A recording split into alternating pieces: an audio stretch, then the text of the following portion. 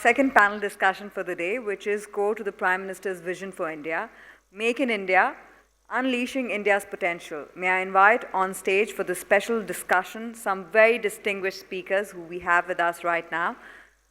Mr. Suresh Prabhu, Honorable Railway Minister of India. Ladies and gentlemen, please welcome him with a loud round of applause.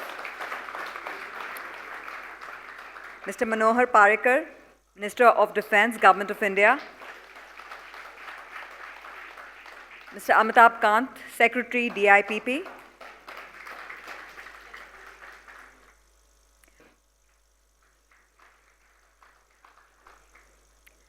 Ms. Sunita Reddy, MD, Apollo Hospitals.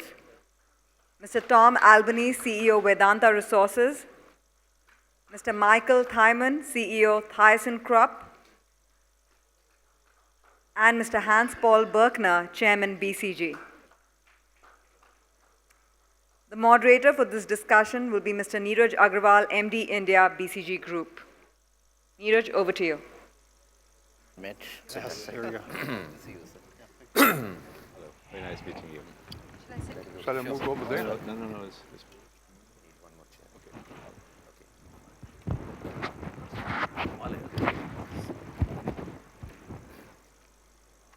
The discussion and a debate over the next 45 minutes or so. Just to set the context, we all know that if you take the last 2 decades, manufacturing in India has stayed at about 15 to 17% of the GDP. A very bold aspiration has been articulated to take it closer to 25% of GDP and to create 100 million jobs by 2022. We are seeing some what I call green shoots. There's some early positive signs. There's a lot of interest from corporates. So that you really also are customizing your offering to the needs of the Indian people. At the same time, I think because of the strengths of the Indian engineers, there's also a great opportunity to export from India. So clearly, India as a manufacturing base is the objective of many of the investors around the world. What is needed, of course, are predictability, reliability, and stability. When people talk about ease of business, it's not just, the lack of bureaucracy, hopefully, but above all that you can really rely on the rules and regulations to last. And I think that will be very important. I think the Prime Minister has made it clear yesterday, but also in the previous months, and also the ministers, to really ensure that there is a predictability, there is reliability and stability, because ultimately, the long-term investments can only happen if people feel they know what to expect. And then, thirdly, I think there is a huge opportunity with the fourth industrial revolution, because India has enormous capabilities, not just on the manufacturing side, but also on the digitization of an economy. Really having a very large pool of software engineers, IT experts, I think is of enormous importance. Now, it does not mean that India will just jump over 1 or 2 generations. I think we need to be realistic. What happens in manufacturing, not just in India, but around the world, is that we will have manufacturing at various stages. And not everything will be fully automated and done by robots in a couple of years' time. Rather, depending on the economy, on the economics, depending also on the sector, we will have manufacturing at very different stages of development. But really making best use of the capabilities is very important. And especially Indian engineers should be able and will be able, I'm sure, to provide opportunities to really come up with very frugal innovation, with really smart supply chains, with self-directing production, also for the rest of the world. So in that sense, India can show the way, not just for itself, but also for the rest of the world when it comes to the fourth industrial revolution. So lots of opportunities. The key is execution. We heard about this yesterday. Execution, execution, and once again, execution, and really making sure that we keep on pushing the boundaries and ensure that we have the reliability and the predictability that the investors are looking for. Thank you very much. Thank you. I would now request Honorable Minister of Defense, Mr. Parikar, if you could share your perspective, sir, please. And those more restriction ultimately results into a situation where you are totally tied down. Make in India can succeed if we change this mindset rather than putting up more regulatory systems. There should be mechanism by which you punish quickly and effectively those who violate the existing. It should be quick. For example, environment laws last 10 years have been tightened to a level where today doing anything is almost an impossibility. Recently we got in, for example, when I was Chief Minister of Goa, we started days back, we got the judgment saying that the particular plant is in the interest of environment, interest of garbage treatment. So that's a good part of it, but 1 year was wasted in arguing the full matter. Again, luckily, the judge was very pragmatic. He did not stay it. But I wanted a third bridge on Mandavi River, and someone went to the court on some technicalities.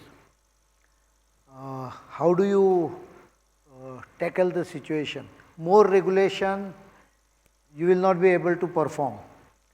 But show me a single case where a violation of major regulation has resulted into a severe punishment, including jailing the criminal. That doesn't happen.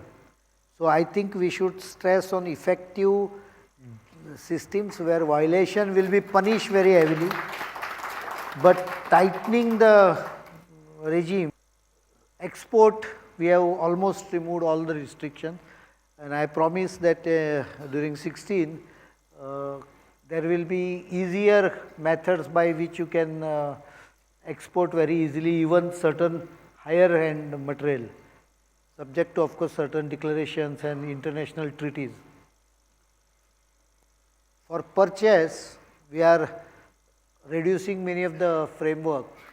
One example which was realized that sometime in 2013, it was realized that software is being used for transferring money for a kickback.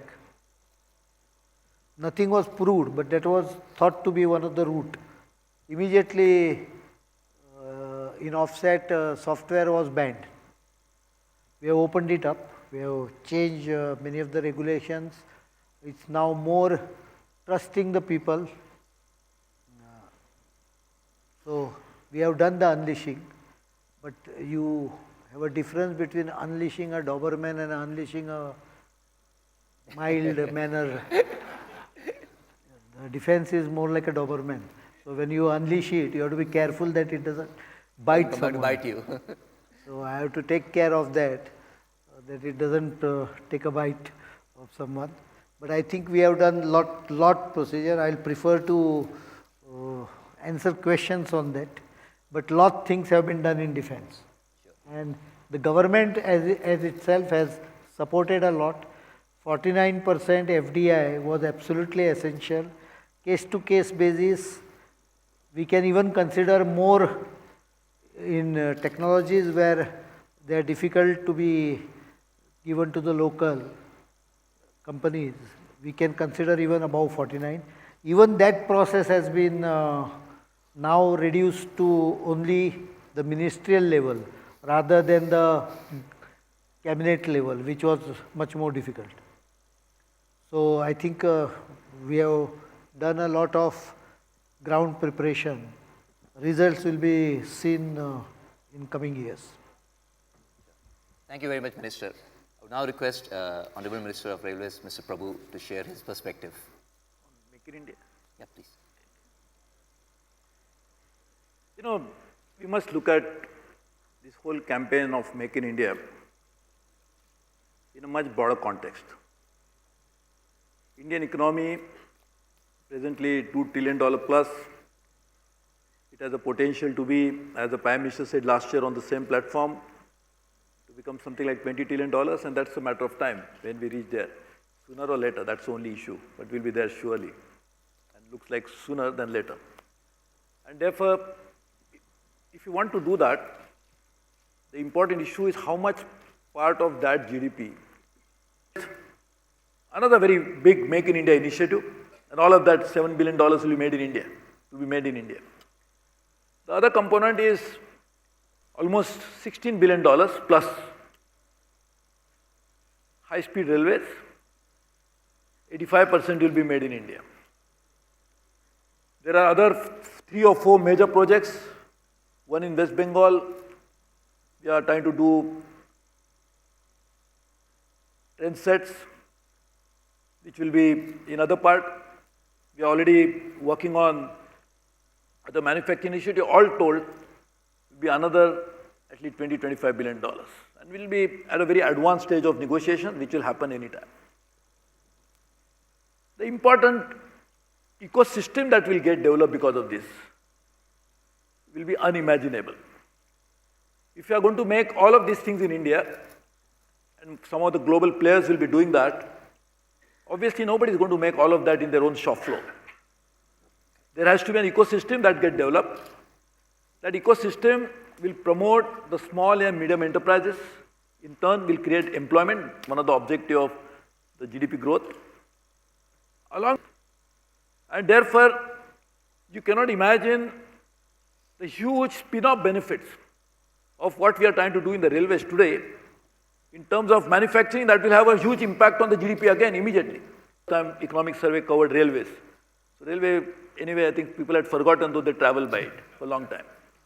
And therefore, when he made that, he said every rupee invested has a spin-off benefit of the factor of 6. So whatever I am telling you today, in addition to capital goods, which will be in turn, may not be made by us in India, but made by us in the railways, but which will be actually creating a huge benefit, a huge demand for steel, for cement, for other things, will create jobs. And therefore, this is also going to have a huge impact on bringing in the new economic dynamism into this whole process. So if you really look at it, I am very sure you can see the sectorally how we are making a progress on it. And as we always see, that if you are doing a marathon run, you don't run as a sprinter. You don't try to cover every ground of 10, 20, 100 kilometers in first 10 minutes. Then you are going to lose. So that's what we are doing. We are making the right investment in terms of what are the inputs that are required to make in India a success. All of that are being putting in place. At the same time, while that is being done, those building blocks are getting created. We are already sectorally, we are also progressing. I don't want to tell you everything that I am going to do in the budget because then I think Economic Times will not cover the budget at all. So I will rather say, but we are actually making sure that you will see a direction of our government, direction of the railways is clearly in terms of making investment in future. So what we are doing today will not only have the benefit for today, but you cannot even imagine the huge benefit that will accrue over a period of time to the whole economy as a whole. And therefore, I am very sure that sectors like railways have a huge potential to create this ecosystem for making India a reality. We are already working on modernizing the railway operations. That means we will be doing signaling, we will be changing our rolling stock, we will be putting in the new tracks in a different manner. All of that again will have to be made in India. And just you cannot imagine therefore, when I am saying this, what is this potential?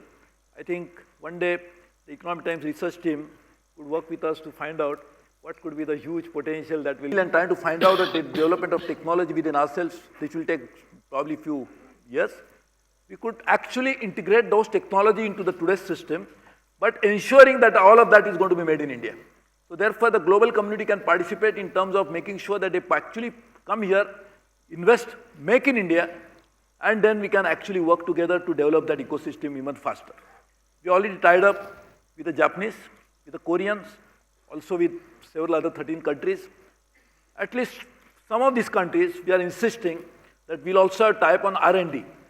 You'll be happy to know that Japanese Prime Minister and our Prime Minister, we already decided that we are actually going to invest into R&D. So our RDSO, which is our R&D arm of the railways, which is going to work with the R&D arm of the Japanese. And they are going to jointly work on research and development. So just imagine the benefit of that in the next few years' time. So this is what we are doing. So we are working on immediate issues, medium-term issues, as well as without forgetting the long-term vision that we have to have put in place. So I can see Make in India is moving. And this is not Make in India. This is making of tomorrow's India by making investment in today's India. Thank you, Minister. So I think now we're going to get into a panel discussion. I think both the ministers have extremely well articulated what they've already done and what's the underlying thinking behind it. I think the fact, Mr. Prabhu, that you articulated, it's a marathon, not a sprint. And that's the mindset with which you have to take it on. I think is a very good metaphor to use. I'm also going to paraphrase what Prime Minister Modi said yesterday. He said, if the devil is in the details, God lies in the execution of the details, right? So I'm going to turn over to our friends from the private sector here. And Michael, I'm going to draw upon you first. Hearing the ministers talk about their vision for where they want to take the country and what all is already in the works. And a lot has happened in a very short period of time. You know, a huge amount of impetus has gotten created. We've stayed stagnant for a very long, many decades, and a huge impetus has got created. How are you feeling about it? Michael, if I could start with you. Yeah, thank you very much for the opportunity. I would like to, because when we talk about digitalization, big data, cloud management, this is actually a challenge, and India is gifted for that. I would like to go a little bit further. When this makes more efficient production, then it is not just related to India. It is the world procurement, and that we are heading for. And now comes the bitter pill. Because when you handle data, and that is my request to you, you have to save data, so you need security on that. And this is an open part in the Indian setup. That gives us some problems. Because you have in various countries security, data security lines. And in India is not a clear setup here.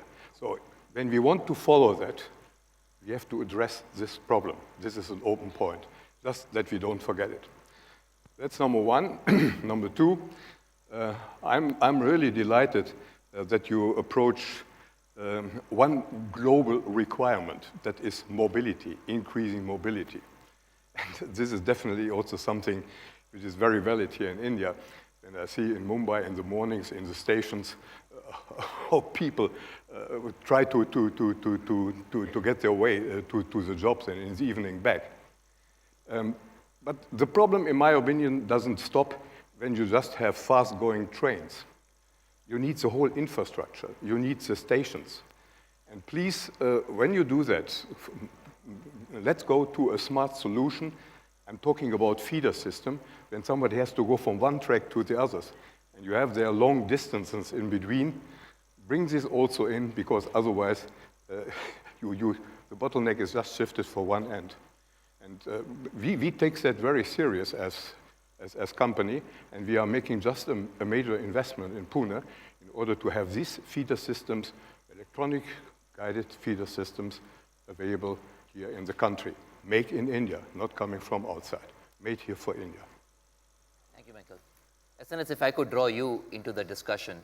As L&T, you are in many of these manufacturing aspects. You're also well involved in the technology side.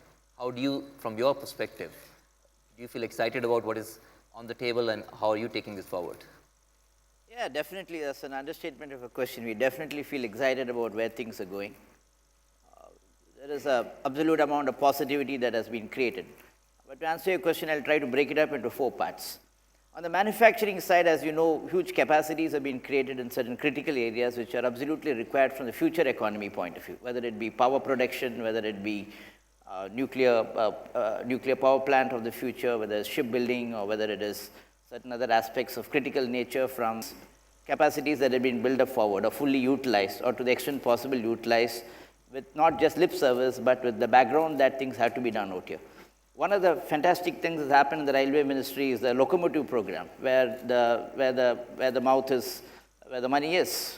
You know, you put your money there and you make the locomotives out here. And as Mr. Suresh Prabhu said, these are high-end locomotives being manufactured towards the railway program. So we have to ensure that this takes place to the utmost. When you get down to the infrastructure, I think the critical thing that's happening out here is that we need to look at infrastructure as doing something much ahead of its times. We always do it much below the time.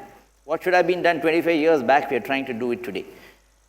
Things should be looked at far ahead of its times. It's getting difficult because we announce huge programs. For example, the Trans-Harbour Link, the Coastal Road, the interlinking of rivers, the Bharatmala program, the tunnels in the Himalayas, the hydro program. I can give you an endless list of things that have been mentioned. But what happens is that the government being a multi-headed tree, the policy announcements sometimes do not get down to the ground level due to various reasons, the environmental, green tribunals, public interest litigations, utilities, right-of-ways, blah, blah, blah. You have so many of that. So unless a concerted effort and a positive atmosphere, so just stop talking, just do it. I would simply say, dig the earth, pour the concrete. Otherwise, things don't move. The third aspect is on governance. I think we have seen some fantastic vibration after the present regime has come in. There's a huge interest on digitalization, on internet. For example, many of you would be surprised, the cities of Ahmedabad, Baroda, Gandhinagar are all put with security cameras today. The city of Mumbai is getting installed with 9,000 cameras. This is not installing cameras. This evidence can be caught on within 5 hours, 4 hours. That improves governance to a terrific extent beyond what many people have imagined. In the city of Jaipur, for example, for the first time, we are doing Wi-Fi, smart kiosks, cameras, green solutions. Imagine now this is spread over the 50-odd cities that have been announced. It just takes governance to a different plane. Safety of women, the welfare of children, the better governance from the police system point of view, reduction of nonsense, which is called corruption, just improves the way we look at ourselves, improves tax collections, and makes the country totally vibrant and provides an atmosphere which is just not Make in India, but that is India. Last but not the least is also the fact of skill. We are a country of 1.2 billion, but believe me, today, running the largest construction company, to get a carpenter is a headache. It's not easy. We require 1 lakh of them. Skill sets is becoming very, very difficult for various reasons. And therefore, enormous time and effort has to go into skill development. We can develop the country, but at the end of the day, leadership, both managerial and at the working level, skill sets are not available. We cannot take the country forward. The skill development, which is also an important aspect of the present government, if it can be taken forward with utmost care and deep-rooted belief that skill is ultimately where the nation will go, it will be great. At the end of the day, it's not that we can be like that also, or we are like this only. But we have to believe that we can be like that also. Only then things will change. Secretary Kant, from your perspective, what are the expectations from now that a lot of things have been done, what are the expectations from the corporate sector? Well, my belief is that India can't grow at rates of 9 to 10% per annum, which is its ambition over a 3-year period, or a 3-decade period. If you want to grow consecutively for 3 decades, it can't grow with just FDI. You need to completely overhaul that whole thing and make India the easiest and simplest place to do business in. I think the second key important thing is we must understand that we are in a globalized world, and you can't unleash India's manufacturing till you don't become cost competitive. And India has a unique advantage of combining technology, innovation, entrepreneurship, which no country in the world has. And we've proved it through Mangalyaan, we've proved it through several in our automobile sector, that India's unique strength is this huge skill of frugal engineering. And if India has to be cost competitive in the world, our productivity must rise. Our countries which have grown for long periods have done this on total factor productivity. And that is going to be the key, and our whole focus must shift to enhancing productivity. And thirdly, to my mind, it must be understood that India can't unleash growth over a long period of time till we don't have a minimum of 10 to 11 states growing at rates of 12 to 13% for 3-decade period. And therefore, India must create champion states. And unless and until 10 to 11 states don't grow at that rate, it'll be very, very difficult for India to grow at very high rates. And therefore, they must become the champions of growth. And fourth point I want to make is that we've undertaken some very major structural transformation in this economy.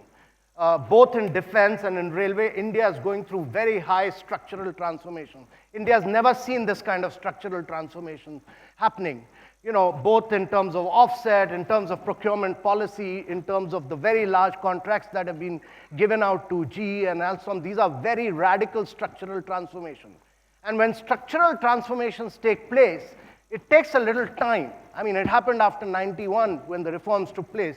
For 2-3 years, country didn't see results. I don't know whether in this 5 years you will see the results, but this direction is absolutely right. And therefore, you will see India on a very high trajectory growth rate over a long period of time. And you would have unleashed manufacturing in a very, very big way through this structural transformation. Bob, I'm going to call on you.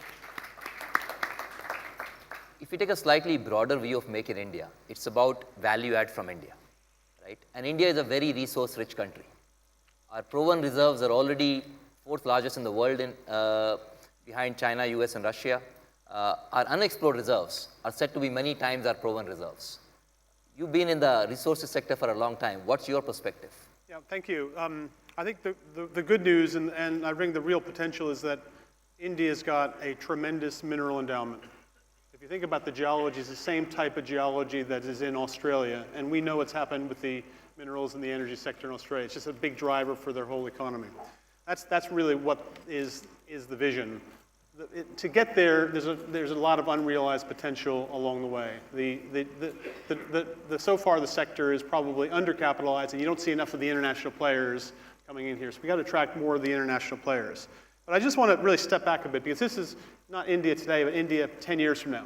And think about how the US industrialized, how China went through its own make in China. The US industrialized on the back of its own resources. It had the resources, it developed the resources, and it made stuff. And it had a very resilient period of several decades making things, generating its economy in a way that the world had never seen before. Even most recently, the US got tired of relying on everyone else for oil. It found its own oil again. It reinvented its oil industry. Now let's look at another story, China. China's had an incredible industrialization, also a miracle over the past 15 years. But it had to use other people's resources, had to use other people's energy, it had to use other people's metals. It was great for the international trade, but it was really tough on the Chinese economy and the Chinese overall balance of payments and everything else. And it's actually not as resilient a model as the US model. India has the choice. India has actually the same resources as Australia, but it's got the market of China. So how do you put those two together? I think there's tremendous upside. It is a huge job creation machine. Most of the resources are in very rural areas that are right now very poor areas. So you put a big economic engine in a rural area, you create a lot of jobs, and you create a huge number of secondary jobs. It becomes a driver for infrastructure. It becomes a driver for new rail lines. It becomes the economic. I've been involved with the single largest heavy haul rail program in the world. And it was just built entirely on getting the iron ore in Australia to the Chinese market. So these things actually catalyze a huge amount of things. From a defense perspective, look at the US. It set up a strategic the reserve on metals that still exists to this day, even though it was set up probably back in the 1930s. So I think the Make in India agenda really can be completely tied into the Find of India agenda.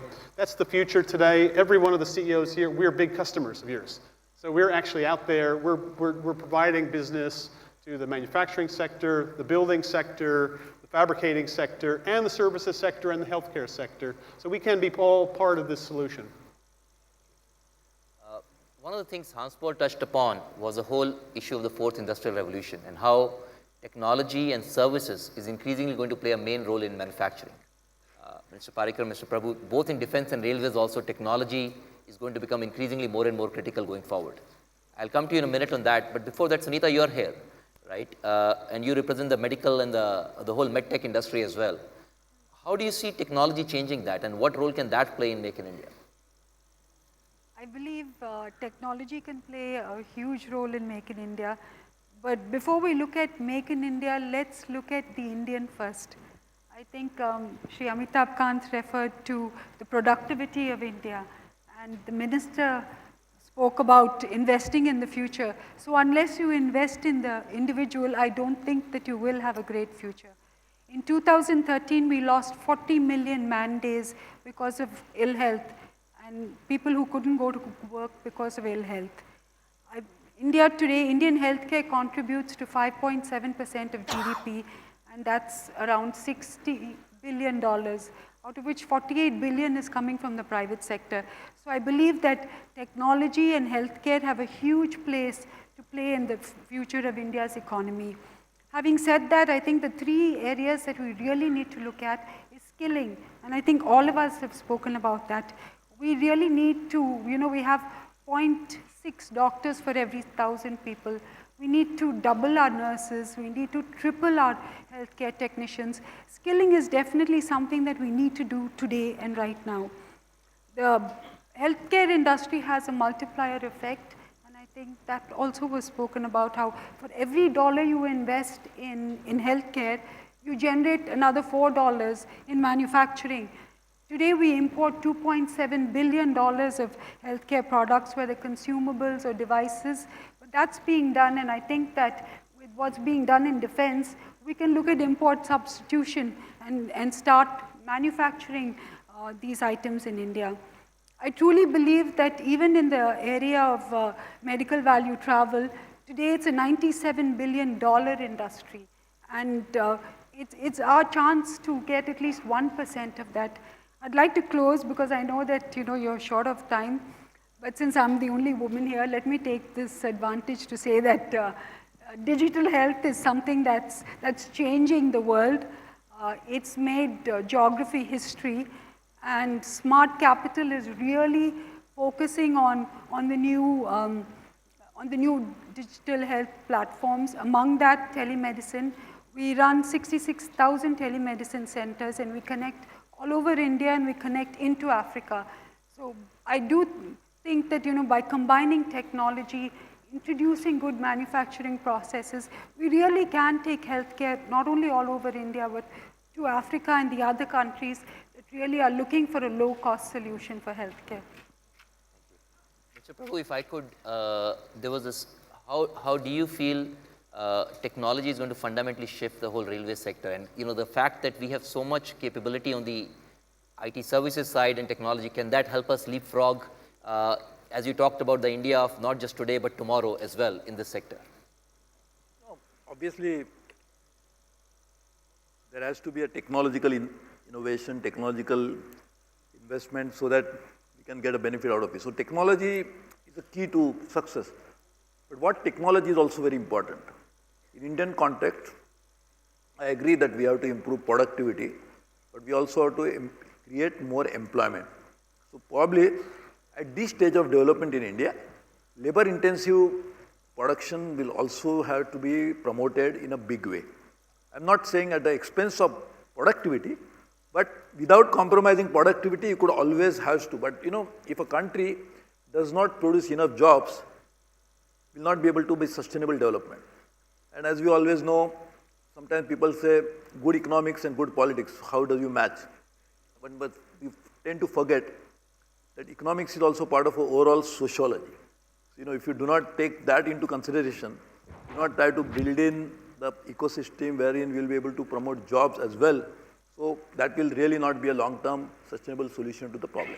So I feel we have to invest in technology and also ensure that we improve productivity, because there is no country which does not promote productivity can be anytime competitive, because we are all talking about now the globalized market, and therefore we have to participate in that anyway.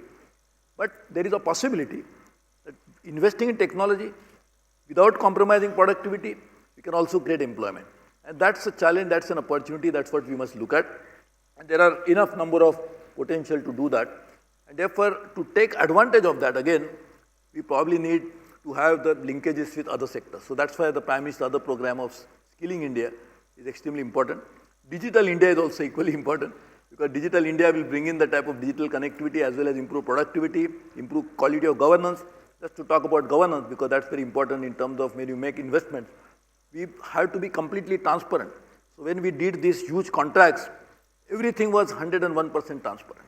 That's what really inspires the confidence of the investors into the system. So like the predictability, I think what is also important is the transparency. And if transparency can also be introduced through technology. It is the technology which actually, now we are putting everything on e-tendering platform, virtually everything. So we just were calculating that in one zone where we tried it, of this works contract, what we saved is unimaginable. It's like something like $200 million. So that's something which is the potential. Mr. Parikar, if I could, you heard the corporate sector talk about what are some of the things they're doing. If you had one or two asks from them about what you would expect them to do more of, what would they be? Me asking them. Yeah, you asking. You can ask all the defense people. I've been asking them continuously, and probably this is one department where the pendulum has swung on the other side earlier. Now it is coming back, and I believe it is at least at the center position. Now I expect it to go quite further, the other side. I've been asking them continuously. In fact, I asked them, what are your difficulties? In a way, I am on their side. You can check up with No, that's excellent. Defense Department. I fight for ease of business, while transparency has to be maintained because it's government. You cannot sacrifice transparency and procedures. It should not happen that procedures become the supreme. That has been my direction to the department, and in many ways their attitude is changing. One area, for example, including skilling in offset, was quite stiffly resisted. Now they're coming around. I had to tell them how the socio-economic situations are changing. In traditional skill set, he mentioned about 1 lakh carpenters. Probably the skill was... I know we are towards the end of our panel time. I'm going to ask one quick question to all the panelists. One. They are not allowed. Okay, just one question, and then we will see if the time allows that. So if you take various countries over a period of time, there's some distinctiveness, and Amitabh is here, he talks about branding a lot, and he's done this for many areas. So Japan stands for lean manufacturing. Switzerland will stand for precision in manufacturing. China will probably stand for low cost in manufacturing. What could India stand for in the manufacturing space? If you could use 1 or 2 sentences, and whatever comes to your mind, you just articulate, and we will come to Secretary Kant in the end, but we will go around. Just use 1 or 2 sentences or 1 or 2 phrases. What could India stand for in manufacturing, please? Okay, yeah. good. Starting with you, Michael. In my mind comes immediately, it's not low cost, it is best cost country. When you that means it's for me the combination of the price and the quality of the products you are getting. And it's not only from the manufacturing side, I believe this is also from the service side. Service side, when you see the IT centers, engineering centers, they are working globally. And that is also on the health issue, by the way, absolutely applicable. So when you ask me how India can unleash its potential, I can only recommend work on this side. Yeah, when you keep this in mind. Yeah, it's not the cheap thing. Cheap is also not good. Yeah, it is best price, best cost. Best cost. Tom, I've been living here now 2.5 years, and when I've seen firsthand experience when people put their mind to things, things get done. So I would say, can do India. Can do India. Yep. SNS? I would try to relate this to 2 aspects of what is there. One of the things that has propelled the economy over the last 2 decades has been the IT sector, without doubt. It has brought a lot of Indians from marginalized to being middle class and even to upper class.